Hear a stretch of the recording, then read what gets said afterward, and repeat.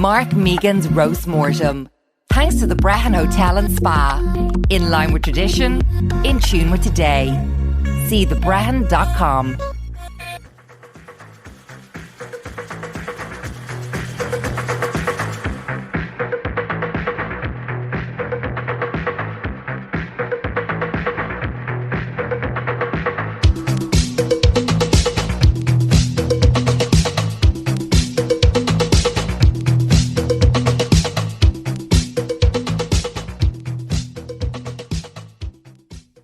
Welcome back to the Roast Mortem. How's it going, guys? How the hell are you? How are your hearts? And of course, how are your heads? Very quick message from our sponsors before we begin today's show. As you know, this podcast, The Roast Mortem, is sponsored by the Brehon Hotel and Spa in Killarney, which I have, as all of you will be aware, I have been a major fan of the Brehon ever since the exact date they started the sponsorship. You know, and the fandom extends as long as the sponsorship.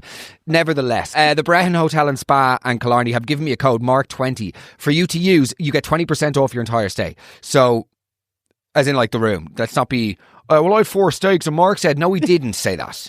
Read the fine print before you make any form of transaction with the business, okay? Ring them up or book online, use the code MARK20 and you get 20% off. If you're speaking to them, just say you listen to the podcast and they will give you the discount. Now, on with the show. Just when we thought we were out. So, guys, I'm just going to cut it straight with you here. I have genuinely never seen somebody flogged to death the subject of weddings since Michael downloaded Instagram and started to try and grow a following a couple of months ago. Tried? Successfully. Yes. Availed of somebody else's following. Do you know what I mean? That's sorry, Kate. I love you. That's not fair. Kate's following is very loyal. Yes, to both of them. So no, that's again not fair. Nevertheless,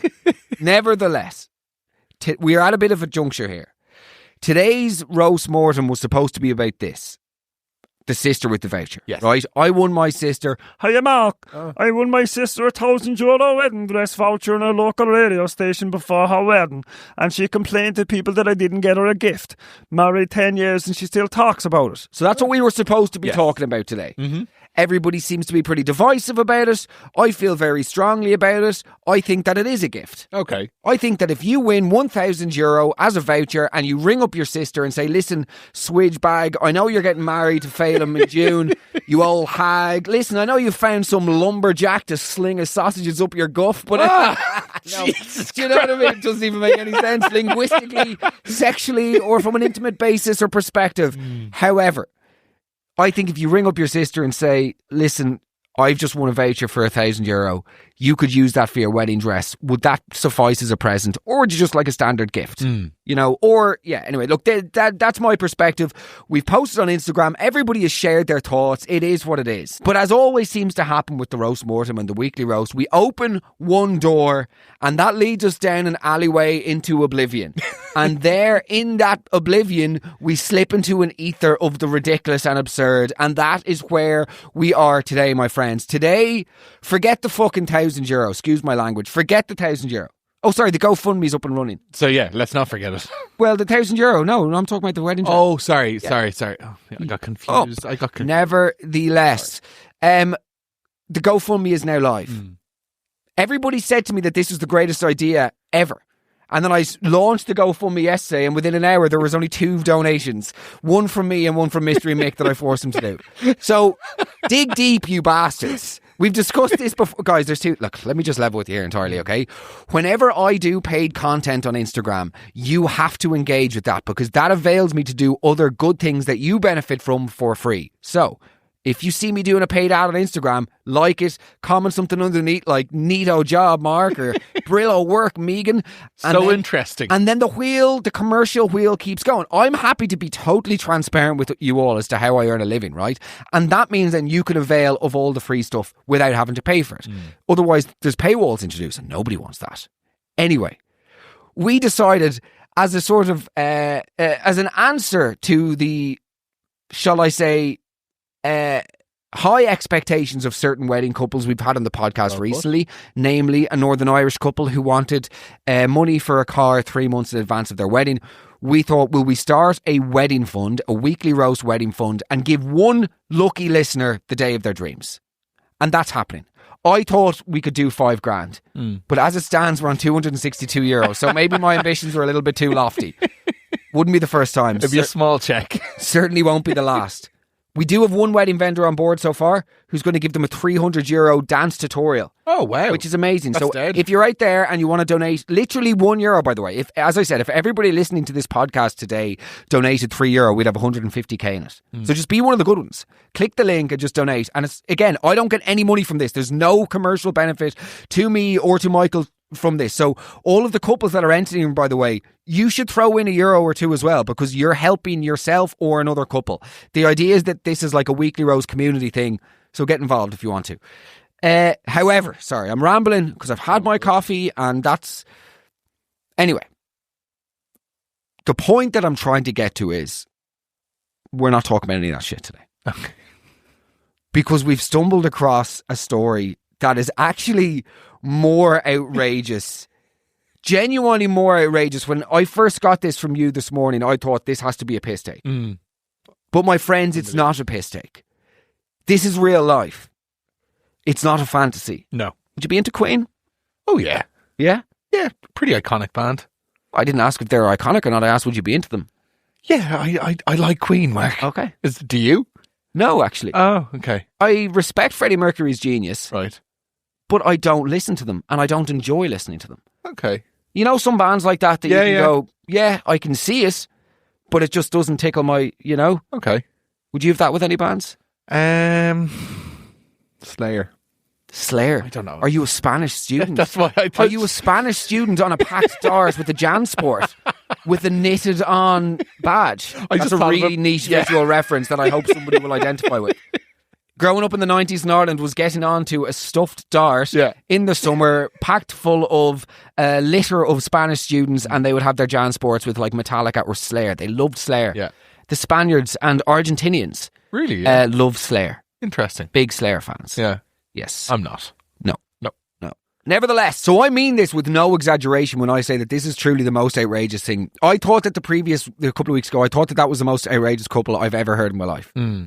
So the story that we're getting into today, and we're going to solicit the help of a guest. We've got, what's her name?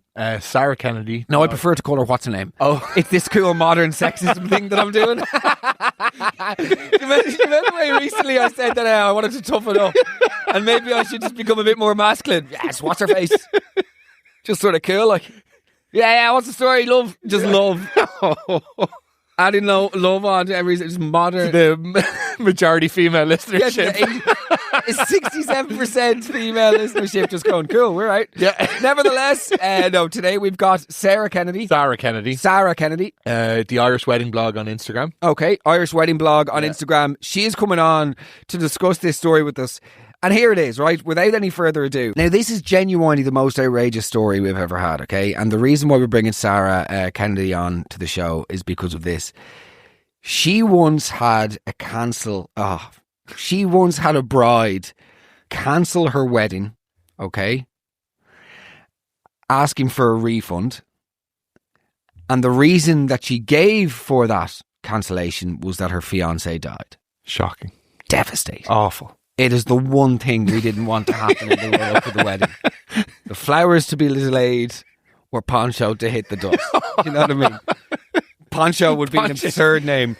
So his family were massive festival goers and huge fans of plastic outer garments that shield oneself. There could be a full-on monsoon and I wouldn't wear one of those ponchos. Would you not? I'd sooner go down with the ship Dido style.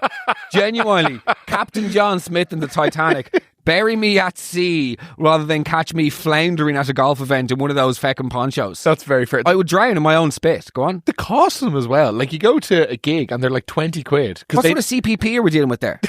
Cost per poncho? No. Economics. Very good. Go on. That's very good. Just economic gags. Yeah. For all you David McWilliams fans out there. Yeah. Anyway, we'll go on to spoof now for all you David McWilliam. I was going to say, not a big Venn diagram. No, anyway, we'll go on to some... No, now back to the South Dublin spoofology for all you David McWilliam fans out there. Anyway, you know if you predict 50 recession... Anyway, no. Do you know what I mean? If I guess heads or tails, I'm going to be right 50% of the time. It doesn't mean I'm fucking clairvoyant. Good God. Nevertheless, invite me to the Dalkey Book Festival, brother. I had a bestseller. Anyway,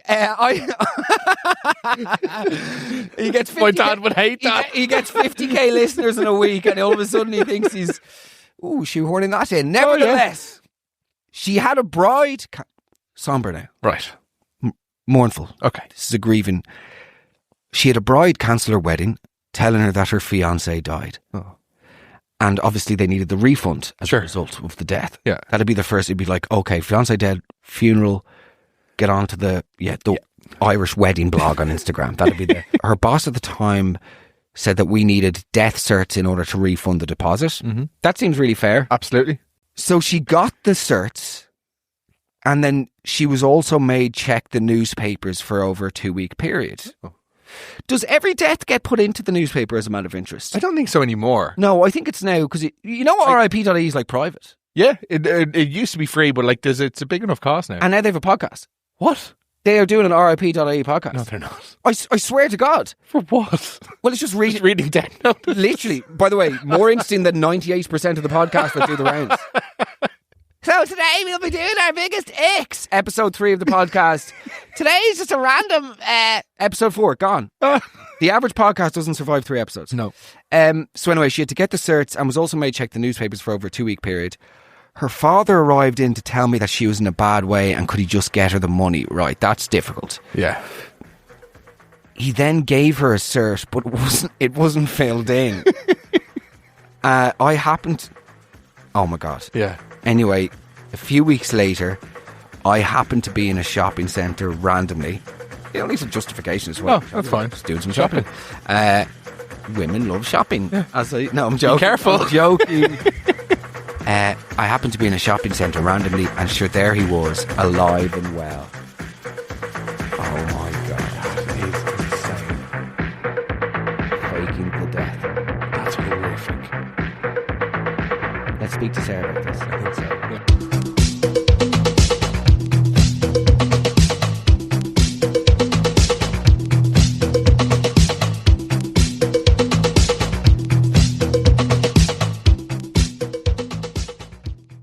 Guys, you're very welcome back to the Weekly Roast. It's a really special day today. Not because Michael's getting married, because as we all know, it's not really a special day for most of the listeners. Brilliant. They're sick of the content. No, it's a special day because we're joined by Sara Kennedy. Thank you very much for having me. You're very welcome. Sara is essentially like a wedding expert. Yeah, I've observed the industry now for quite a period of time. Yeah. But I started off as a wedding coordinator. Okay. So on the cold front line. Sure. Up there with like the important jobs of the world. Yes. Dealing with couples, and then did that for a number of years. And then I started to just blog about it, write about it, and it's a beautiful place to be. Are you married? I am. Okay. I'll be 12 years married this year. Okay, didn't ask for the life story, but I know. I'm just telling you, I think it's important. Nice, Mark. You're not dealing with the rookie here. I'm just letting you know. Oh no, I said to Sarah before we started, I said, now look, once the mics are on, I'm going to be a different person, so you have to. Hey, off the Christmas card. Oh God. Gone. Anyway, okay, so page 4 of the canon. No, okay. Sarah, we have asked you on today because you have seen it all. Yeah. You have really seen everything. I mean, we did a bit of a pre-production chat and there are stories too numerous to mention. However, to bring people up to speed, of course, we've had the chaos of the Northern Irish couple. Yeah. And I thought that was the most outrageous. I thought that was the most brazen attempt at basically, in my words, money gathering, right? To use a sort of politically minded phrase. Money gathering by the bride and groom. However, enter from stage left, Sara Kennedy, because you had an experience that genuinely I thought was a piss take. Oh no. So, Sarah, why don't you just sit down there, okay? Tell us what happened to you. Well, Mark, thank you for for this opportunity because it's been a long journey and it's sat with me for a long time.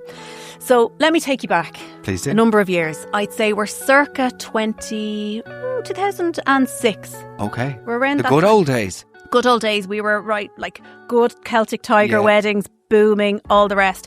I was flying it in my job, booking weddings, left, right, centre. Pistols. Oh, like just to firing. let the listener know, Sarah did 2 either pistols or penises with her fingers. Either or. Either or. You can decide. Fingers. So I was working away. I worked across a number of wedding venues. Yeah. And there was one particular wedding venue and it was a lovely seaside location. Oh, you can't obviously say. I won't. Well, do you know what? No, I won't. But they were, it was a new enough property and, it was flying it. Like a lot of couples were booking it. Okay. It was great. So I probably in the first year probably booked about 100 weddings in its first year. Great, right? That's a good substantial number for a year one. To people who haven't been married, who aren't married or who got married long time ago or not yet, all the rest. 2006 primetime Celtic Tiger. What sort of money are we talking for? Same, probably what we're looking at now. Which is your 30, 40k weddings and buying all sorts. The only difference back in Celtic Tiger was that you didn't have the social media aspect where you're buying all of this stuff. Like you still had a very clear formula to the day, but people were still spending a lot of money on their food, on their drinks, on their bands. Sure. So they were, but I actually think we spend more now. To be perfectly honest. And the social media clearly just... The social media just completely blows it up. And generationally there'll be changes. And I think back then a lot more people they kind of stuck to traditions and the flow of the day, whereas, people are a little bit more loosey-goosey now. Yeah. Having ceremonies and then flying off to exotic locations. A bit more of that going on, notions. So you get contacted by this couple? Yeah, in they come. And they seem like a lovely couple? Yeah, so I do the show around. So a typical life of a day in the life of a wedding coordinator is a couple will come in, you bring them through, you talk through, what do they want out of their day, and you'll, shape their show around experience as per how their day would flow. You show them everything and they fall in love with the place and they book. They give you a deposit. And as a matter of interest, the groom-to-be, he didn't look unwell at any point. No, not a bother on him. Okay. We were out shooting the breeze, having chats. You sit down, you have your cup of tea, you bring out the scones. You're trying to get the sale over the line as well. Yeah, of course. Great chats, right? So this was probably in the summertime. This was all going on. Right. So, brilliant stuff, whatever, right? So about 6 months out from their wedding then. So you're probably a year into it. Okay. Generally at that time, you take a second deposit. Right, and that's kind of now at this point, right, you're probably about €2,000 you've prepaid your venue. So I went out to get that 6-month prepayment and then the bride reached out to me.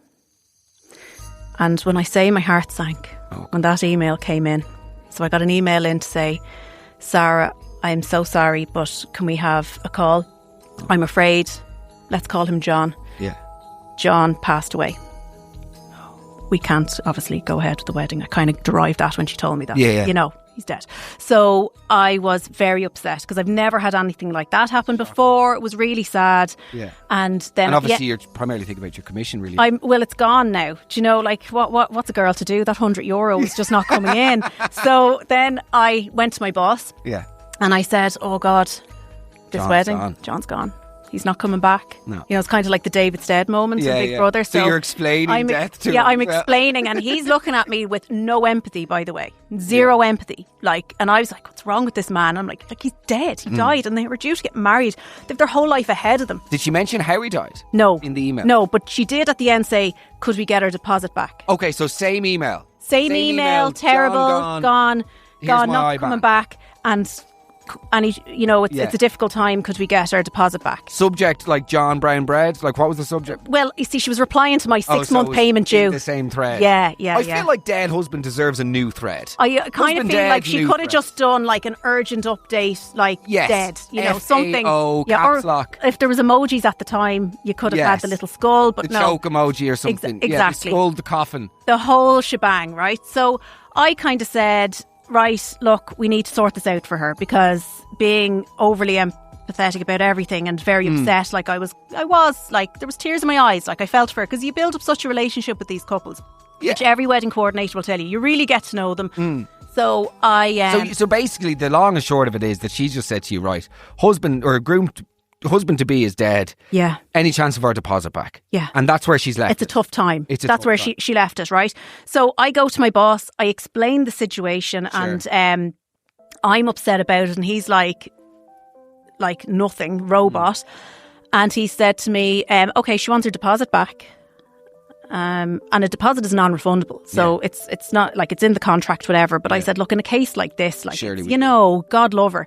And he said, get me a debt cert and then I'll review it. And I went, please don't make me go back and ask this poor woman for a debt cert. This guy's like a venerable New York City cop. He's just like, he was kind of giving the look, like, you know, chewing something out the side of his mouth. Yeah, you go into his office with plumes of smoke. Yeah, and he was just like, he put the collar up and said, get me the debt cert. Hey, Mackenzie. He calls you by your surname. Hey, Mackenzie. Wasn't as glamorous as that, but it was along the lines. But still a raving misogynist. Well, absolutely. So I then had to pick up the phone to the girl.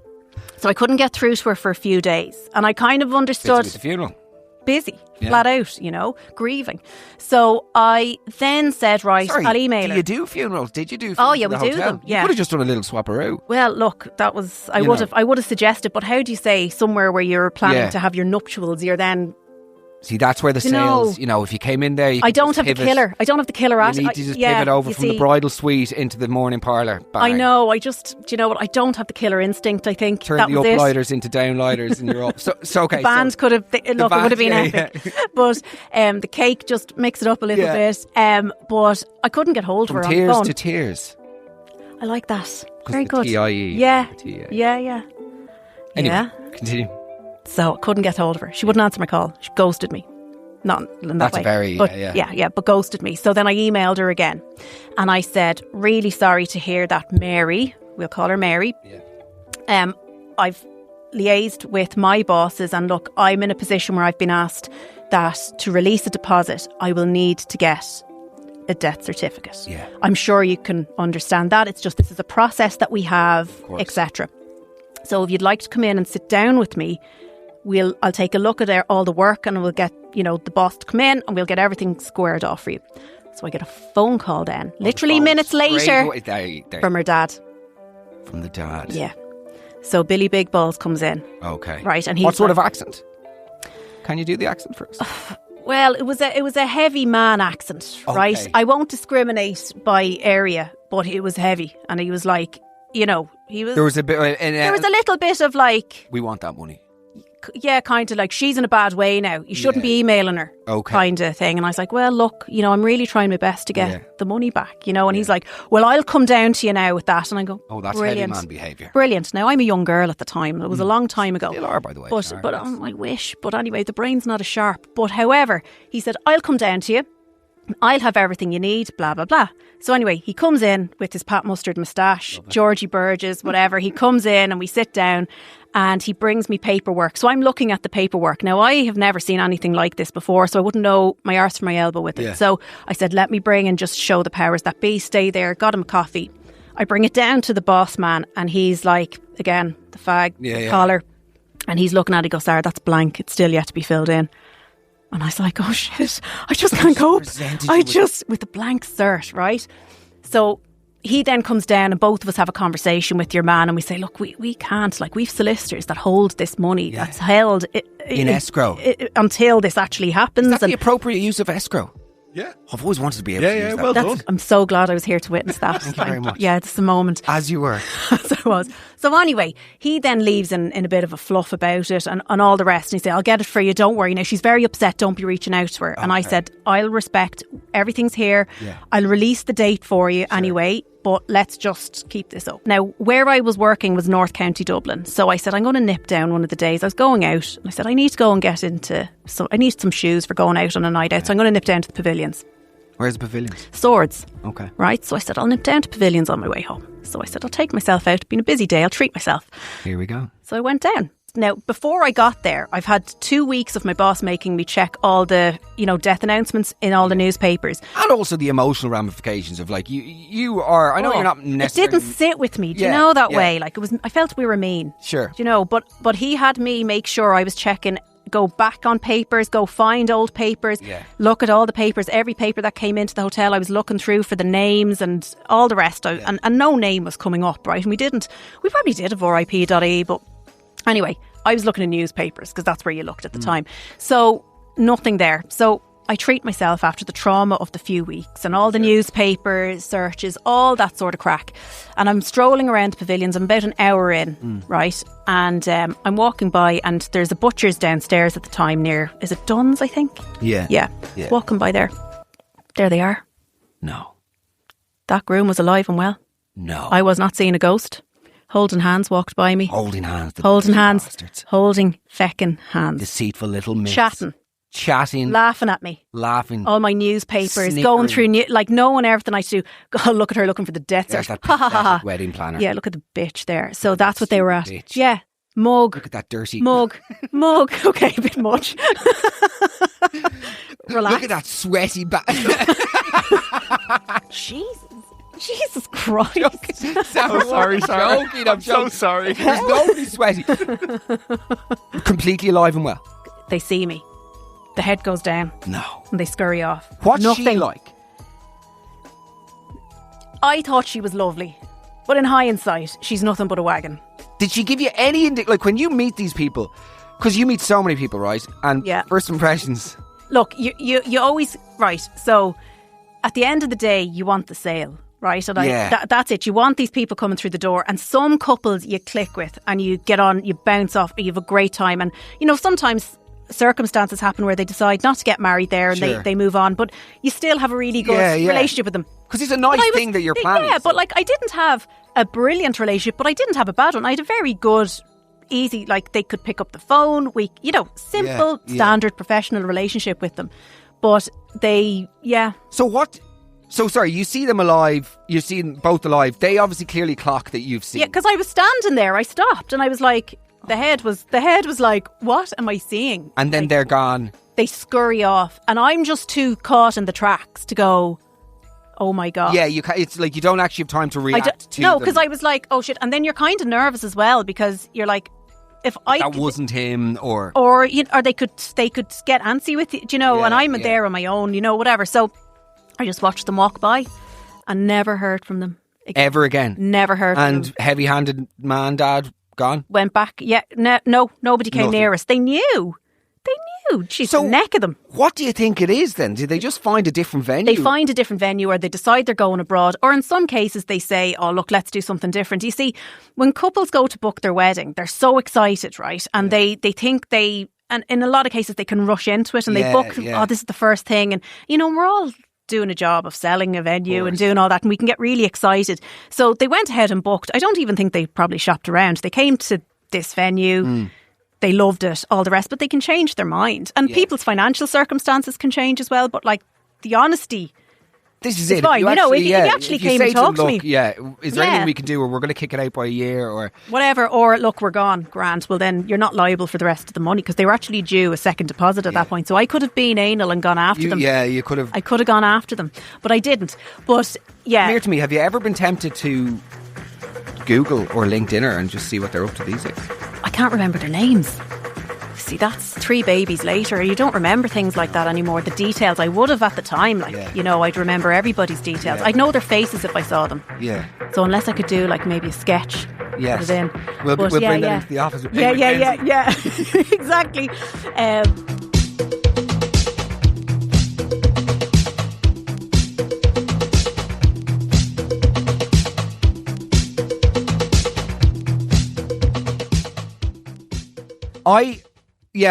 Would you say that's like, for me, that's definitely the most insane thing I've ever heard. Faking death just brings things to a new territory.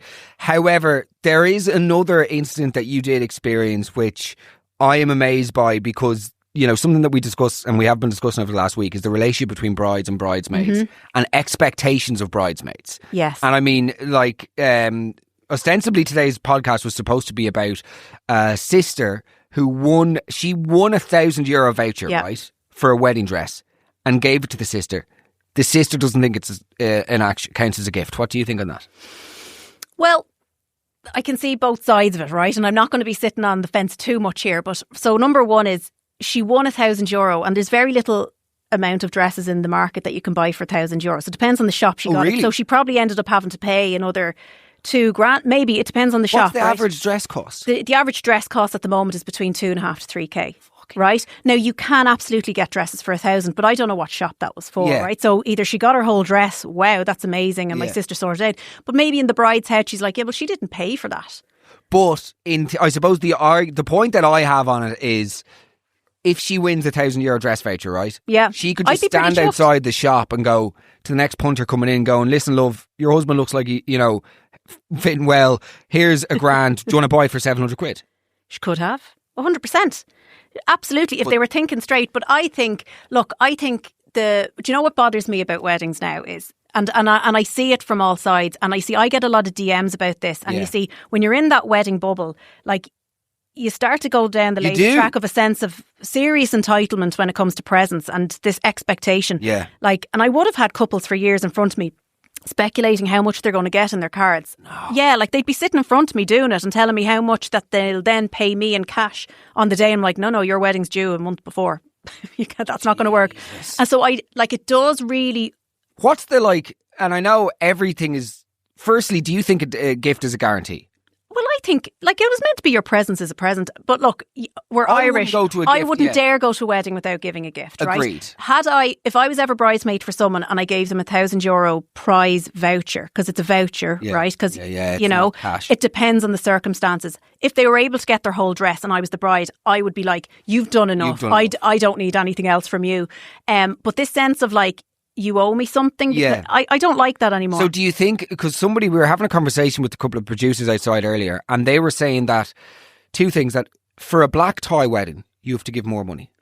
Well... Because apparently it's costing the couple more, but I'm going, no, that's not the guest's fault. No, so there's the general going rate of a card, right, which we know is about $250 to $300 per couple, right? That's based on a poll, right? I'm not saying that's what it is. Yeah, that's it. Yeah. It used to be $150 and then post-COVID went up. Everyone's gone mad, right? But for just random punters like Sarah and Greg. Yeah, if I was going to a wedding, I'd probably put $250 in for the two of us. And if I was closer to the couple or we're in the bridal party, I'd probably go up again. But it's this is the way it's gone. And I probably wouldn't have thought like that until I saw what everybody is telling me that they're doing. Yeah. But there is a huge, and even if people go abroad, this was the other thing I spotted with the poll. If you're going abroad, about 60% said they'd still give the same as if it was for Ireland, right? So if you were, for instance, as a matter of interest, if you were getting married abroad, right? Would you say if you had one of your friends doing like being the what do they call it? Someone that does the priest role? The celebrant? Yeah. Would you pay for their flights? Well, yeah, you would. Yes, yeah, if you were if you were saying if you go to a celebrant and say, "I want you to do my wedding in Italy," they'd be like, "Okay, well, my cost is this, this, and this." Thank you. So you'd pay. So falling right into the honey trap there, Sarah. Michael's. Well, it's part of their service. Well, hold on. Are they a registered professional working celebrant? I've been ordained. I was ordained 16 years ago, I think. Yeah. But is it a real one or one of these Star Wars ones? It's not Star Wars. Hold on a second here. Let me... 1 second, let me... do a proper background. Are you sure? Hold on a second here now. Hold on a second. People always call me out for this. Hold on a second. I need to see receipts. Here's the receipts. Oh. Well, it's lovely. Mark, you were like a giddy school kid as you were asking that question. I was like, this. I was trapped. I'm so sorry. No, but it's if it was a registered celebrant that you're paying for, they would include that in their rate. Yeah. But, okay, my friends, who's ready? We are. Yay. Yeah. That's the enthusiasm. Mark Megan. This was Wednesday, the October the 9th, 2013. Okay. Oh wow. Mark, welcome to the Universal Life Church Monastery. Please retain this legal document for your records. Congratulations, Migo. You are now legally ordained for life, though you may relinquish your credentials at any time. As of Wednesday, the 9th of October 2013, you have become a member of the prestigious clergy. You have earned a title worthy of, if you just send $3,000 to Nigeria. No, genuinely. I am ordained. So, there you go. Well, listen, Sara Kennedy, it's been an absolute pleasure. If anybody listening, which of course most people already know you because you've got an unbelievably successful blog called The Irish Wedding Blog. Now The Isle by Sara Kennedy. And now The Isle by Sara Kennedy. Yeah. Sarah, excuse me, because I know a girl called Sara Kennedy, so that's why It's not out of ignorance. I That's swear. all right. Sara Kennedy. And the aisle by Sara Kennedy is what can people get there? So I put up all my advice, all amazing. my blog posts, any reviews I do of venues and wedding stuff, it's all there. And then on Instagram, it still hasn't changed over because Instagram are painful, but it's Irish Wedding Blog over there. Amazing. So loads of stuff there. So basically, if you're getting married this year, if you know somebody getting married this year or next year, you want to just stay on top of the trends. You want somebody else to go out to the terrifying, overwhelming world of wedding planning. Sara is your woman for the job. And Sara, I was telling you before we started recording that in light of some of the greed that we've witnessed in recent months on the show, we want to create like a wedding fund. Brilliant idea. And basically choose one Irish couple. We won't be choosing them, but it'll just be like all the names of the hat type thing. Yeah. And we want to present one Irish couple with like a massive novelty check. Oh, that'd be brilliant. With money to go against their wedding. Would you say you know any like wedding vendors who could throw in a few? I will do a shout out to the wedding vendors that follow me because I've built them up over years. Amazing. And let's see what they come up with. There's loads of brilliant ones. I can guarantee you'll have cakes and everything like that. Yeah. Unbelievable. They'll do it. So if you're listening to this, guys, check the GoFundMe link in the bottom. If everybody listening to the show today donated €2 or €3, we would have about €100,000 by the weekend. So amazing. Think about that. Now I think we're on €312. That would get them, that $100,000 will get them a fairly standard wedding. Yeah, exactly. With today's going rate. Sara Kennedy, you are an absolute legend. Thank you so much for your time. Really appreciate it. You are definitely probably looking forward to the News Talk interview after this. That'll be a little bit more safe. Bring back Pat. Listen, thanks a million and we'll speak to you soon. Thank you. All the best. Thanks for having me.